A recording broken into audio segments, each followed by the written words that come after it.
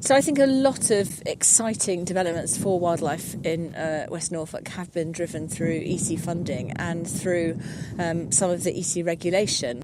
I think if the UK government takes on all of these commitments, as it says it wants to be the greenest government ever, then I think we have a real opportunity to have an even better impact on wildlife. But it will really depend on the priorities of the government. I think people will be really concerned about their jobs. They'll be really concerned, as we've heard in the media, around medicines, around food.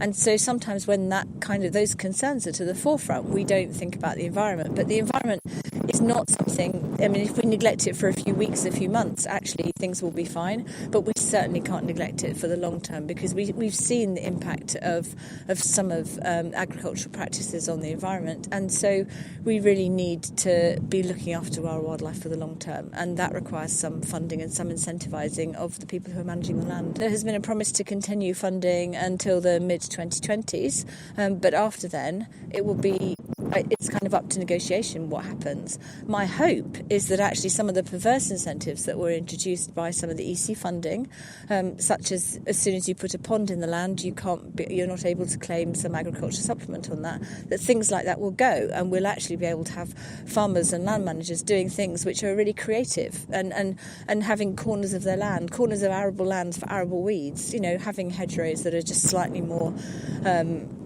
unkempt in order for wildlife, and not being disallowed certain amounts of their land for the supplement for that. So it could be that the UK government could really grasp this and decide this is the time to have farming and wildlife as a complementary.